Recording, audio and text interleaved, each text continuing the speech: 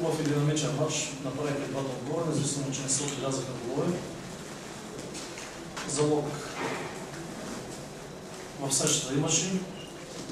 Отбора на Ботеваца се нуждае от точки. Ние така да запазим място в класирането. Положихме усилия. Имахме няколко ситуации, които можехме да отбележим гол. И те бяха твърде малко в интерес на истината. Но това го отдавам на отбората, която се натрупа в по-голяма част от състезателите.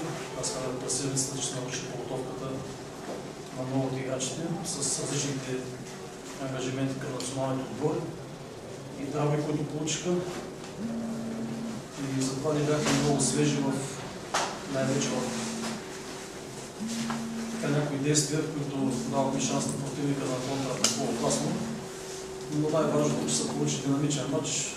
Нашия отбор много така участва в матч, който така се харесва на хората. И така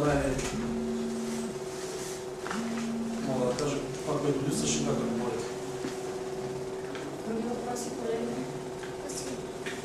Господин Спасов, отстрани изглеждаше 4 футболисти, които виждат играта на Ботев Пловдив. Иван Цветков, Тодор Неделев и Иван Дебиер изневериха в този матч. И Тошко и Иван бяха ангажирани с националните отбори. Те направиха на тренировка с отбора и се включиха в този матч. Богдан Мечаров игра 90 минути срещу Словения също. Накараше с Артур и Рубен 4 дена ни тренираха пълноценно по седмицата. Това са хора, които взеха участие в този матч. Не е оправдание, но го има това нещо. Така, особено след матчове на национални отбори и лагери се получава този дисбаланс. Да, очаквах повече от тях, но пък това са футболисти, които са решавали не един мач до сега и ще решават за бъдеще, така че аз не мога да бъда критичен на тях, просто го давам на трупането на това.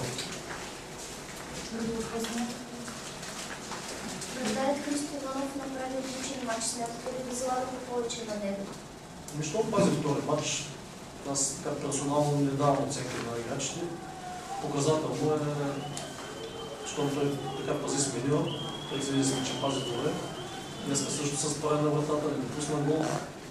Така че при нас нещата са, които са така във форма показва постоянство. Няма проблем да пази мачовете до края на първенството. Първо по време изненадахме максимално отбора на Ботев Пловдив, който очакваше се на друг тип игра от нас. Накарахме ги през второто по време, доста добро първо по време, което изиграхме, да не смеят да атакуват масово напред.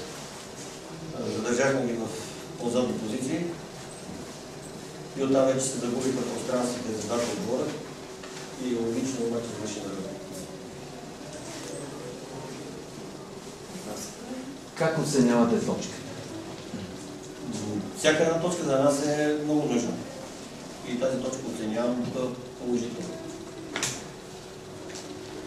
Съжалявате ли за пропуските преди почивката, които можеха да решат матча? Естествено, че пропуските, които направихме през второто по време, можеха да решат матча.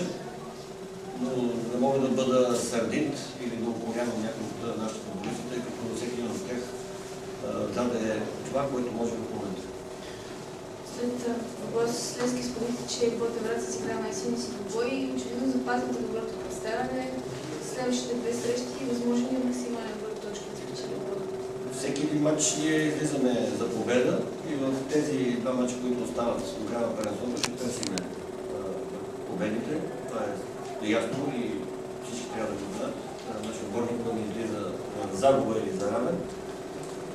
Другото, което е хубавото, че отбора продължава да държи добро темпо в момента при края на първенството и съответно добра игра. Вие не коментирате съдейството, но през по време на два пъти изригнахте. Първият път за ръка на Богдан Гранчаров и втория път за тъч в неполза на Ботеваца. Това са технически грешки на съдията, особено ситуацията с тъча. Пред него стана, предполагам, че просто не е видял, че противника на нашия отбор закачи топката с глава. Не беше фатално, но и за играта с ръка определено смятам, че имаше такава.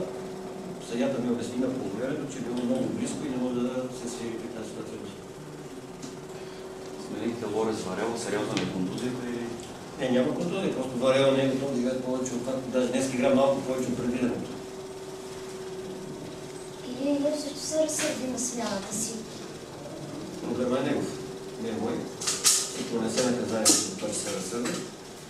Мисля, че няма несменяеми титуляри в българското първенство. Всеки един футболист подлежи на смяна, особено с неговите 37 години. Мисля, че в 83-та минута напълно нормално да е заменен. Въпросът е.